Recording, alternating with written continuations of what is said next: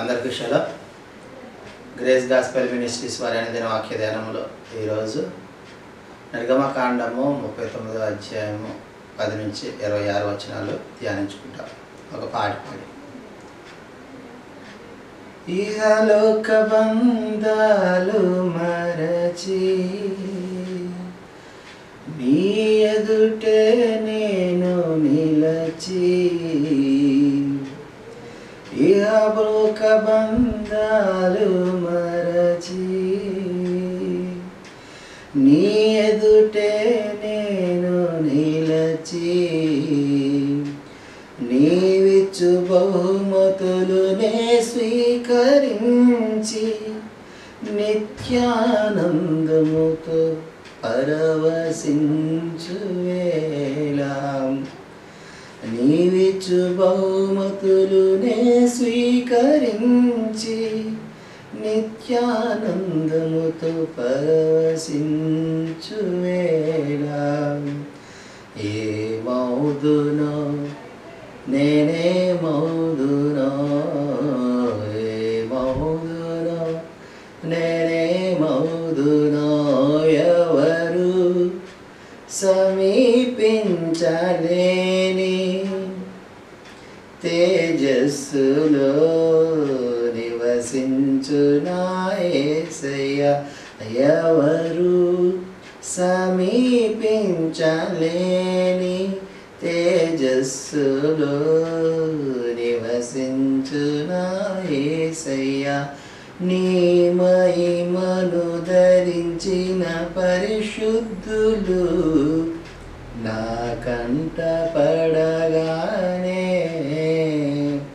నీ మహిమను ధరించిన పరిశుద్ధులు నా కంట పడగానే ఏ మౌదునో నేనే మౌదునో ఏ మౌదునో నేనే మౌదునో ఎవరు సమీపించలేని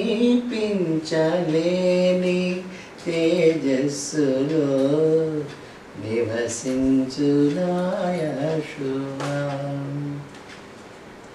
నిర్గమకాండము 39వ అధ్యాయము 10వ వచనంలో ఎఫోదుల గురించిన వచనమును మనము చూసాము. ఆ తర్వాత పతకమును మడతగా చేసిరి అన్న మాటను కూడా నిన్నటి ధ్యానంలో మరి జ్ఞాపకం చేసుకున్నాం.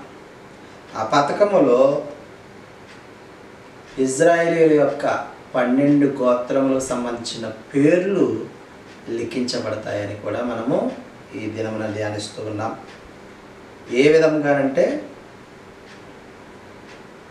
వారు దానిలో 4 పంక్తుల రక్తములను పొదిగిరి మాణిక్య గోమేధిక మరకతములు గల పంక్తి మొదటిది, పద్మరాగ నీల సూర్యకాంత మణులు గల పంక్తి రెండవది, గరుత్మతకము యష్మురాయి ఇంద్రనీలము గల పంక్తి మూడవది, రక్తవర్ణపు రాయి సులిమాని రాయి సూర్యకాంతమును గల పంక్తి నాలుగవది. ఈ విధంగా 4 పంక్తులలో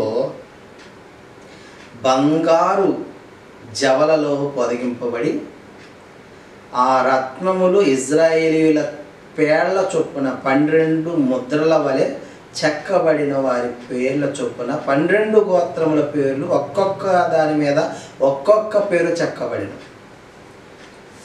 ప్రియమైన సహోదరి సహోదరులారా, సేవ నిమిత్తము ఇజ్రాయేలును ఏర్పాటు చేసుకున్నారు. ఆ విధముగా ఏర్పాటు చేసుకున్న హషేం వారు, యావే వారు, యెహోవా వారు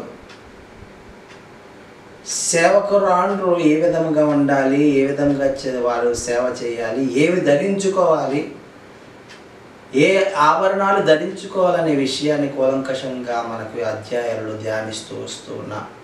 ఈ దినమున ఎఫోదును ధరించుకుని ఆ ఎఫోదులో మడత పెట్టిన మరి పథకము కూడా ఒకటిగా ఆ పతకములో ఒక ముద్ర ఉంటుంది. ఆ ముద్రానికి 12 ఇజ్రాయేలుల పేర్లు, ఇజ్రాయేలు గోత్రపు 12 ఇజ్రాయేలు గోత్రపు పేర్లు లిఖించబడి ఉన్నాయని మనము తెలుసుకుంటూ ఉన్నాం.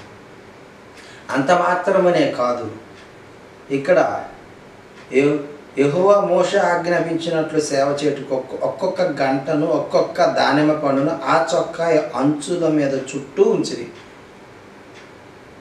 ఒక చొక్కాయి చేయించి ఆ చొక్కా చుట్టూ కూడా గంటలను పెట్టించినట్లు కూడా మనము ఇక్కడ చూస్తూ ఉన్నాం. ప్రియమైన సహోదరులారా, ఇజ్రాయేలీయులకు ఎంత ప్రాముఖ్యత ఉన్నది అనే విషయాన్ని జ్ఞాపకం చేస్తూ ఉన్నాడు.